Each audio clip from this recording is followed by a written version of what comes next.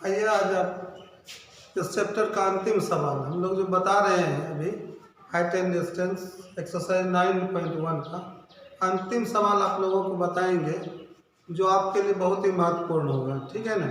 Board exam में इस सवाल को पूछा भी गया है, इसलिए आप लोग देखिए प्रश्न संख्या 16 होगा आपका। एक्सरसाइज है आपका 9.1। हाइट एंड डिस्टेंस जो है आपका मात्र एक चैप्टर बना है। ठीक है ना। इसमें हम लोग प्रश्न संख्या 16 है, प्रश्न संख्या 16 होना चाहिए।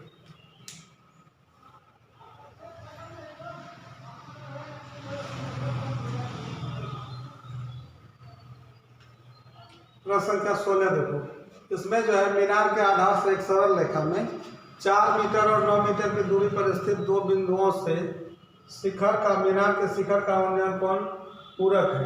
क्या देखिए कंडीशन क्या है, कंप्लीमेंट्री होना चाहिए। ठीक है। और आधार से एक सरल रेखा में 4 मीटर और 9 मीटर मतलब दोनों जो दूरी दिया गया है वो आधार से है ना। तो मीनार की ऊंचाई सिद्ध करना है 6 मीटर। सिद्ध करने का ये मतलब होता है कि हमें भी ज्ञात कर देना है कि मीनार की ऊंचाई कितना है, 6 मीटर है। तो ये प्रूव हो जाएगा। क्लियर। तो देखिए यहाँ पर जो है हम लोग एक उसे फिगर से देखते हैं। तो देखिए ये आपका आधार हो गया, यहाँ पर एक मीनार है। मीनार का निरूपण हम ए बी से कर देते हैं। तो यहाँ आधार पर एक बिंदु P देते हैं जो 4 मीटर की दूरी पर है। इसकी दूरी क्या मीटर है तुम्हारा, 4 मीटर। ठीक है। और एक बिंदु हम लोग Q लेते हैं यहाँ पर जो आधार से कितने मीटर दूरी पर है, 9 मीटर की दूरी पर है। आधार से इसकी दूरी है आपका 9 मीटर। ठीक है। अब देखिए यहाँ पर आपका जो फिगर है वो एक सरल रेखा में P और Q दो बिंदु है। वहाँ जो है P जो है 4 मीटर पर दूरी पर है और Q जो है आपका 9 मीटर की दूरी पर है। ठीक है। यहाँ से मीनार के शिखर का उन्नयन कोण आपका कंप्लीमेंट्री एंगल है ना, तो पूरक है। आप यहाँ पर P पर अगर थीटा मानते हैं तो आपको पता होगा कि पूरक कोण कितना होता है, 90 में से घटाने पर दिए गए कोण को। ठीक है ना। तो अगर आप एक कोण P पर थीटा लेते हैं तो Q पर क्या लेना है, 90 माइनस थीटा। क्लियर। ये आपका पता चल गया होगा कि एक दूसरे का क्या पूरक है। इसका आप शॉर्ट टाइप में अगर ये सवाल पूछता है तो विभिन्न दूरियों को क्या करना है, गुणनफल कर देना है और अंडर रूट कर देना है। आपका आंसर मीनार की ऊंचाई निकल जाएगा। ठीक है। अब आपको हटा दो प्रश्न संख्या 16। देखिए आप प्रश्न संख्या 16 है आपका। यहाँ पर हम लिखेंगे मीनार की ऊंचाई को हम लोग h मीटर मान लेते हैं और यही h का मान निकालना है। आपको पता है 6 मीटर निकलना चाहिए। तो यहाँ पर हम मान लेते हैं कि माना कि मीनार की ऊंचाई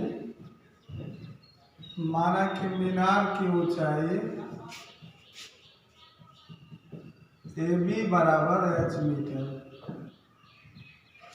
क्लियर। और यहाँ पर आधार क्या दिया है, BP और BQ का मान। तो BP बराबर आधार जो है बेस में आपका है आधार BP बराबर 4 मीटर एंड BQ जो है वो आपका 9 मीटर ये दिया गया है। उन्नयन कोण का मान जो है वो आपका APB बराबर थीटा, इसलिए कोण AQB जो है वो 90 माइनस थीटा है। ये दोनों कोण दिया गया है एक दूसरे के कंप्लीमेंट्री में, क्योंकि इन दोनों का योग जो होता है वो 90 डिग्री होता है। ठीक है। अब देख लीजिए यहाँ पर क्या करना है आपको कि एक समकोण त्रिभुज को हम लोग उठाते हैं, क्योंकि समकोण के अंदर एक संपूर्ण समकोण त्रिभुज है और उसके अंदर में एक समकोण त्रिभुज है। आप इस त्रिभुज को उठाते हैं ABP को, है ना। इसलिए समकोण त्रिभुज ABP में tan थीटा दिया गया है। ये हो जाएगा आपका AB बटे BP और AB का मान ऊंचाई जो है वो आपका h मीटर है और यहाँ पर आधार कितना चल रहा है, 4 meter. tan theta equal to h बटे 4। इसे हम समीकरण 1 मान लेते हैं। ठीक है। इसी तरह से दूसरे समकोण त्रिभुज ए बी क्यू को निकालते हैं, है ना। अगेन समकोण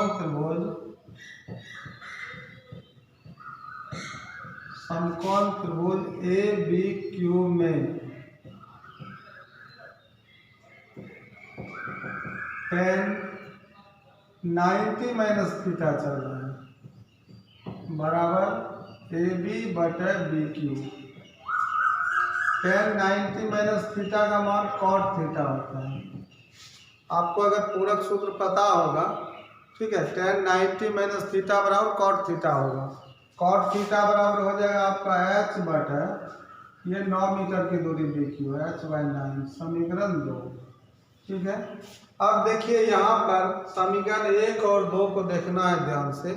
तो लेफ्ट में tan और cot है, तो आपको समझ में आना चाहिए कि ये दोनों निष्पत्ति एक दूसरे का व्युत्क्रम है, और व्युत्क्रम रेशियो का जो गुणनफल होता है, व्युत्क्रम आइडेंटिटी जो होता है त्रिकोणमिति का, वो उसका गुणनफल क्या हो जाता है, 1 होता है, क्योंकि tan गुना cot बराबर 1, sin गुना cosec बराबर 1 और cos गुना sec बराबर 1 होता है। तो यहाँ हम लोग दोनों समीकरण को क्या करते हैं, गुना कर लेते हैं। समीकरण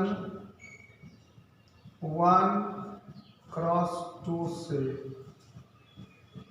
क्या हो जाएगा आपका, tan theta into cot theta equal to right में h/4 इंटू h/9। इसी का सॉल्यूशन करते हैं, तो यहाँ पर हो जाएगा tan गुना cot बराबर 1 बराबर h इंटू h, h² बटा 9 चौके 36, 1 के नीचे 1 है, क्रॉस मल्टीप्लाई करते हैं तो ये मान हो जाता है या h² बराबर 36 या h बराबर √36 होगा, और इसलिए h बराबर 36 का वर्गमूल 6, ठीक है। अब देखिए यही h क्या था, आपका मीनार की ऊंचाई थी। तो मीनार की ऊंचाई h का मान कितना निकला, 6 मीटर। तो यही सिद्ध हो जाता है। हम लोग लिख सकते हैं लास्ट में, अतः मीनार की ऊंचाई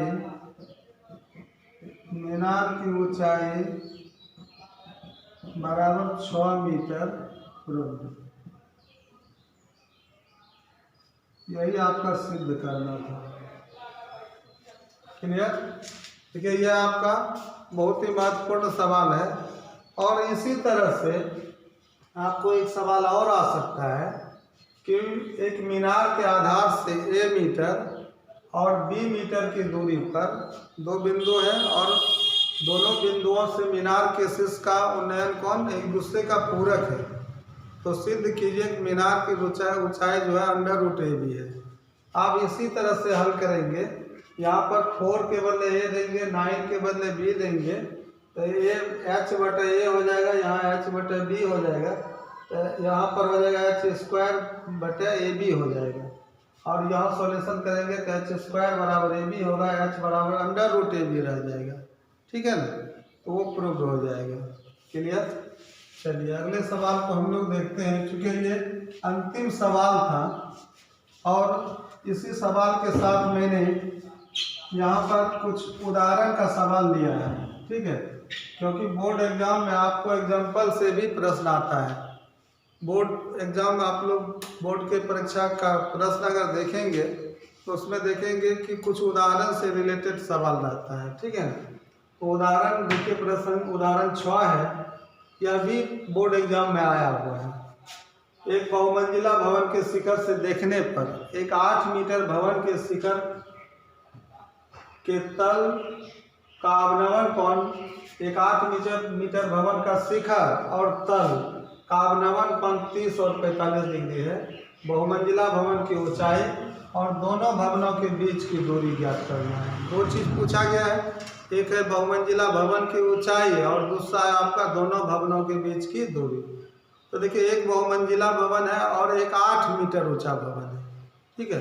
एक ही आधार पर हम लोग फिगर देंगे, एक तरफ बहुमंजिला भवन और दूसरे तरफ क्या करेंगे, एक 8 मीटर ऊंचा भवन रखेंगे, ठीक है ना।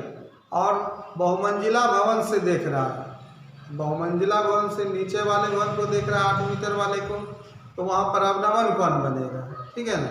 क्योंकि जब सर को नीचे झुका करके देखा जाता है अवनमन कौन बनता है, और सर को जब ऊपर उठा करके हम लोग बहुमंजिला भवन को देखेंगे वहाँ पर उन्नयन कौन बनता है। तो यहाँ पर क्या है, आदमी कहाँ बैठा है, तो बहुमंजिला भवन के शिखर पर, ठीक है, वहाँ से देख रहा है 8 मीटर ऊंचे भवन के शीर्ष और तल को, ठीक है। हम लोग इसे फिगर से देखते हैं। एग्जाम्पल आपका है, आप 6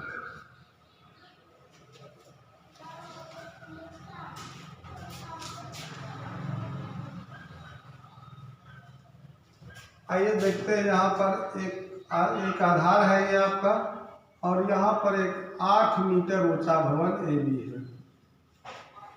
8 मीटर इसकी ऊंचाई है। अब देखिए यहाँ पर एक बहुमंजिला भवन है, इसे हम PQ से निरूपित कर देते हैं।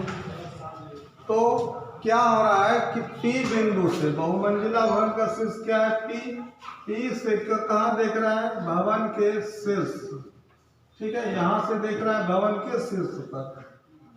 तो यहाँ से एक क्षैतिज रेखा होगा, ठीक है, आधार के समांतर। तो कितना डिग्री का कोण पाता है, पहले यहाँ पर देखेंगे कि एक कोण 30 डिग्री है और दूसरा कोण 60 डिग्री है।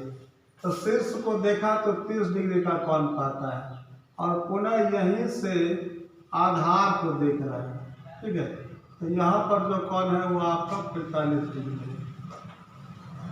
कितना डिग्री है, 45। अब आप देख सकते हैं कि यहाँ पर 45 है, तो इस दृष्टि रेखा के यहाँ पर बनेगा 30, इसके समांतर, आधार के समांतर एक रेखा काल्पनिक लिखते हैं जो PQ को R पर प्रतिच्छेद करता है, ठीक है। तो बहुमंजिला भवन जो है 2 भागों में बट चुका है। ऊंचाई जो है 2 भागों में बटा है, पार्ट और टोटल लॉक करेंगे। तो यहाँ देखिए ये पार्ट लॉक हो चुका है, इसको लॉक कर देंगे, और नीचे के पार्ट को भी हम लॉक कर देंगे, ठीक है। और टोटल ऊंचाई को लॉक करते हैं। तो देखिए यहाँ पर जो पूछा गया है, ठीक है, वो क्या पूछा है, बहुमंजिला भवन की ऊंचाई। जो पूछा गया है उसको पहले मान लेना है। तो बहुमंजिला भवन को हम लोग क्या करते हैं, ये टोटल ऊंचाई PQ है, इसे हम H मीटर मान लेते हैं। फिगर में स्पष्ट हो जाएगा आपको, कहीं कोई दिक्कत नहीं होगा। देखिए यहाँ भवन की ऊंचाई समांतर रेखा है, एक पार्ट नीचे का 8 मीटर, भवन के समांतर की लंबी दूरी सब जगह क्या होता है, हर जगह बराबर होती है। तो देखिए ये टोटल H पार्ट है 8, टोटल में पार्ट घटेगा तो ऊपर का पार्ट निकल जाएगा, H - 8 होल मीटर, क्लियर। अब देखिए यहाँ पर अवनमन कोण बना है, तो यहाँ पर 30 डिग्री आ जाएगा एक अंतर में। यहाँ 45 बना है इस दृष्टि रेखा पर, तो यहाँ पर आपका 45 डिग्री हो जाएगा, क्लियर। अब देखिए आपका जो त्रिभुज बना है वो कहाँ बना है, समकोण त्रिभुज। एक त्रिभुज बना है आपका PQ और D बना है, दृष्टि रेखा से ऐसे बना है, और दूसरा कहाँ बना है आपका PR और A बना है, PR और A बना हुआ है, ठीक है। तो आप देख लीजिए जब हम PQB का उपयोग करेंगे तो आपका क्या है, यहाँ टोटल ऊंचाई H है, और उन्नयन यहाँ पर उन्नयन कोण अवनमन कोण से आया है 45। तो जितना बहुमंजिला भवन की ऊंचाई होगा उतना ही आपका आधार भी निकलेगा। 2 प्रश्न है और दोनों प्रश्न का आंसर सेम होने की स्थिति बना लिया है। कैसे, तो देखिए जितनी ऊंचाई बहुमंजिला भवन का है तो इसके लिए यहाँ पर कोण 45 डिग्री चल रहा है। 45 डिग्री के लिए क्या होता है, लंब और आधार बराबर होता है, और यही दोनों भवनों के बीच की दूरी है। 2 सवाल है ना, बहुमंजिला भवन की ऊंचाई और दोनों भवनों के बीच की दूरी, ये BQ है। तो दोनों आंसर आपका सेम आ जाएगा इस सवाल पर, ठीक है। तो सबसे पहले हम लोग फिगर को लिख लेते हैं। तो लिखेंगे कि माना कि बहुमंजिला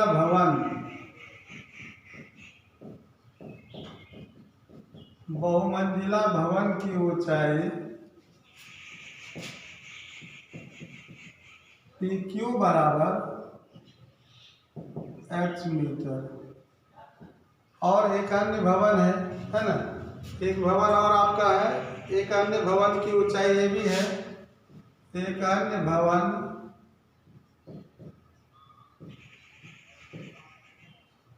की ऊंचाई,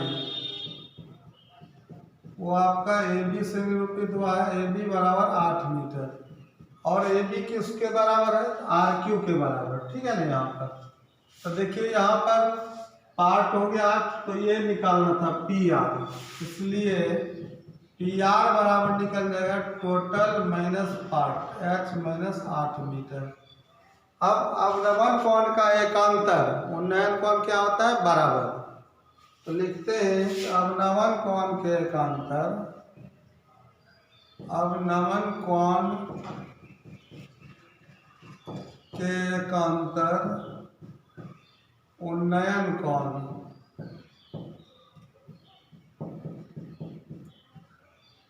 क्रमशः, यहाँ पर बना है 30, तो देखिए ए पी ए आर बना है, कोण पी ए आर बराबर 30 डिग्री एंड दूसरा कोण बी पर उन्नयन बना है पी बी क्यू बराबर 45 डिग्री है।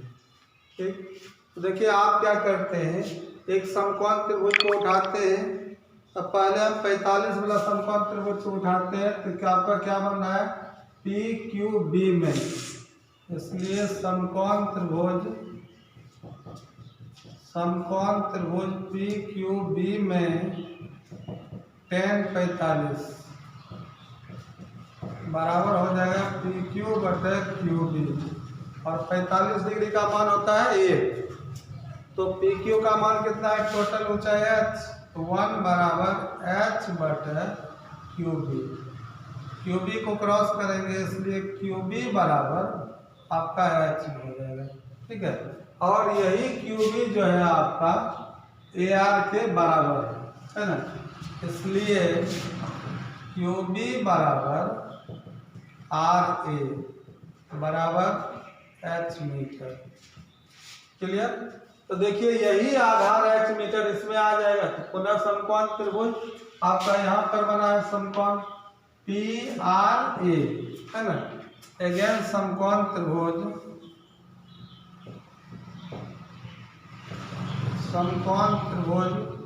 पी आर ए में tan 30 डिग्री बराबर पी आर बटे आर ए, और 30 डिग्री का मान होता है 1 बटे √3, और पी आर पार्ट है h माइनस 8, यहाँ भी लिखा हुआ है h माइनस 8 बटे आर ए का मान h आया है। क्रॉस मल्टीप्लिकेशन करते हैं तो √3 को क्रॉस करेंगे, तो ये आपका हो जाएगा, या √3 इंटू एच क्या हो जाएगा, √3h minus √3 into 8 √3 equal to h हो जाएगा। h लेफ्ट आएगा तो हो जाएगा आपका √3h माइनस h बराबर माइनस 8 √3 क्या हो जाएगा, प्लस 8 √3। ठीक है ना। अब इसमें क्या करते हैं, h कॉमन ले लेते हैं, बचा आपका √3 माइनस 1 बराबर 8 √3, और यहाँ h बराबर 8 √3 बटा √3 माइनस 1। ठीक, अब इसमें क्या होता है, हर का परिमेयकरण कर लेते हैं। √3 माइनस 1 है, a माइनस बी के फॉर्म में है, तो a प्लस बी के फॉर्म से गुना करते हैं, तो इसको किससे गुना करना है, √3 प्लस 1 से, यहाँ h बराबर 8 √3 बटे √3 माइनस 1 इंटू √3 प्लस 1 बटा √3 प्लस 1। ठीक है, अब इसको क्या करते हैं, ऊपर में अंश को गुना कर लेते हैं, तो क्या हो जाता है, h बराबर 8 इंटू, इसको अलग गुना कर लीजिए, 8 इंटू सिर्फ √3 से गुना कर लीजिए मल्टीप्लाई, √3 क्या हो जाएगा 3, और √3 इंटू 1 √3 हो जाएगा, बटे a plus B into A minus B, यहाँ चल रहा है A square minus B square होगा, तो √3 का whole square minus 1 square, square root cancel होगा, 3 माइनस 1 कितना हो जाएगा 2। ठीक है, इसको हम आगे बढ़ाते हैं, तो ये क्या हो जाता है, या h equal to 8 into 8 into 3 plus √3/2। 2 से इसको कटाते हैं 4, इसलिए h equal to 4 into 3 plus √3। इतना मीटर आपका ऊंचाई हुआ बहुमंजिला भवन का। और पता है कि ये QB जो है, ये BQ जो है QB, ये दोनों भवनों के बीच की दूरी, ये भी आपका h मीटर ही है ना। तो लिखेंगे, इसलिए QB बराबर भी कितना हो जाएगा 4 इंटू 3 प्लस √3, इतना मीटर। ठीक है, अब आंसर हम शो करेंगे तो लिख सकते हैं, आता है बहुमंजिला भवन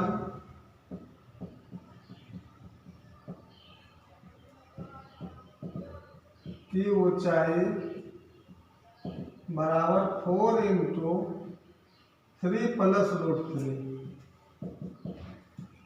होल मीटर, तथा दोनों भवनों के बीच की दूरी, दोनों भवनों के बीच की दूरी जस्ट सेम रहेगा 4 इंटू 3 प्लस √3 होल मीटर। यही दोनों आपका आंसर रहा। क्लियर? देखिए, ये सवाल बोर्ड एग्जाम में पूछा गया है, इसको आप ध्यान से समझ लीजिए। इसमें जो है भवन दो को है, एक AB है, एक आपका बहुमंजिला भवन PQ है ना। 8 मीटर है, पार्ट में 8 हो जाएगा, टोटल ऊंचाई h मानिएगा, दूसरा पार्ट h - 8 हो जाएगा। समकोण त्रिभुज को उठाइए, अवनमन कोण को उन्नयन कोण पर लाइए। ठीक है, आसान हो जाएगा सवाल। चलिए हम लोग अगले प्रश्न को देखते हैं एग्जाम्पल से ही।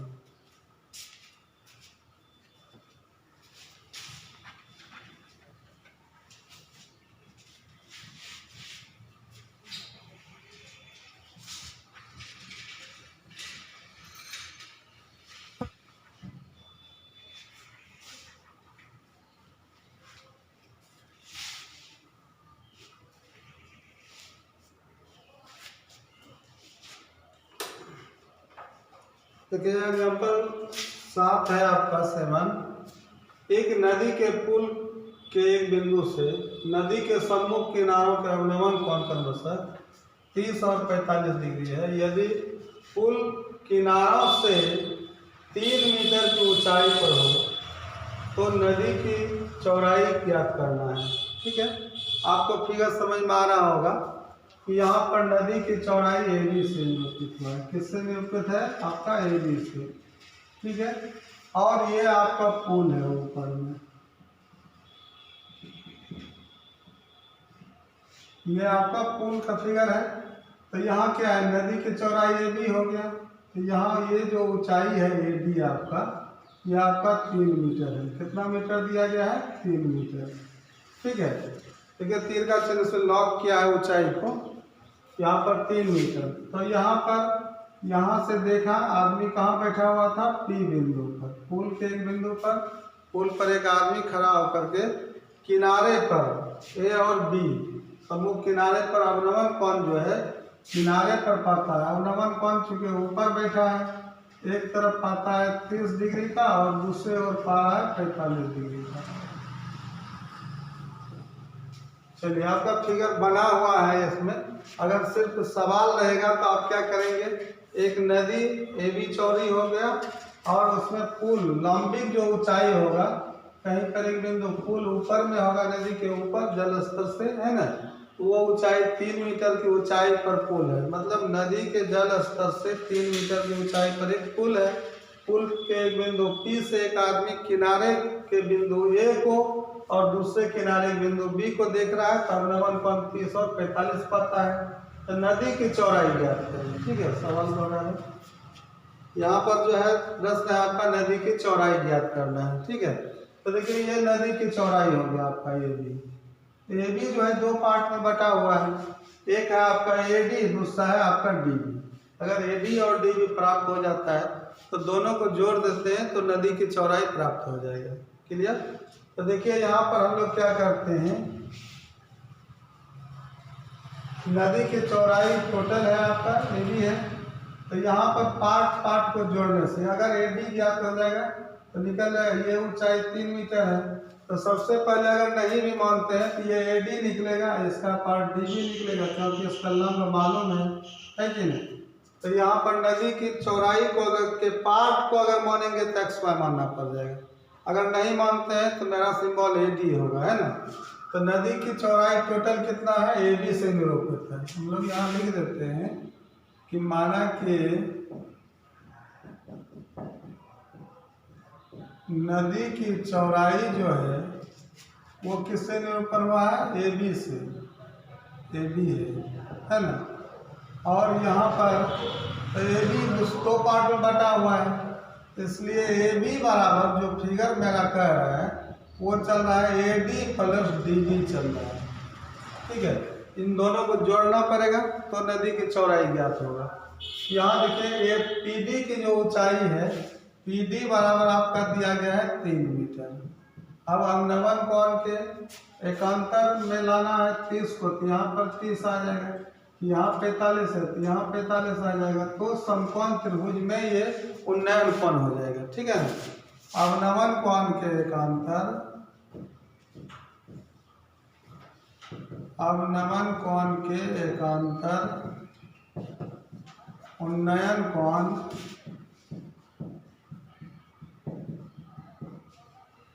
कौन सा है, कोण PAD बराबर 30 डिग्री, और एंड दूसरा कोण है आपका कोण PBD बराबर 45 डिग्री, यही दिया हुआ है। अब इसमें जो है आपका समकोण त्रिभुज, किसी भी समकोण त्रिभुज को चलाइए, क्योंकि यहाँ पर क्या है कि दोनों समकोण त्रिभुज अलग अलग है, दोनों एक इधर है एक दूसरे तरफ है। एक समकोण त्रिभुज PDA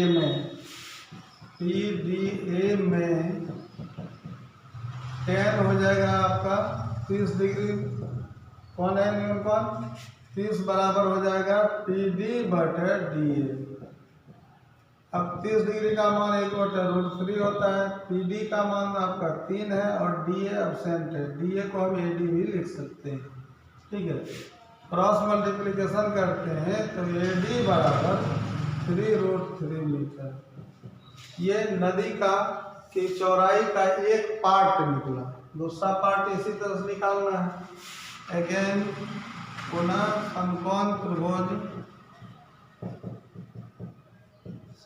त्रिभुज PDB में tan 45 डिग्री है, बराबर हो जाएगा PD/DB। नाम से पता चल रहा है PD/DB। अब देखिए यहाँ 45 डिग्री का मान 1 होता है, PD का मान 3 है और DB ऑप्शन, DB को हम BD भी लिख सकते हैं। क्रॉस जब करते हैं तो BD/1 BD बराबर 3 मीटर। अब देख लीजिए इस दोनों को क्या करना है, जोड़ देना है, ठीक है। इसलिए नदी की चौड़ाई लास्ट हम लोगों का चल रहा है, देखेंगे आता है नदी की चौड़ाई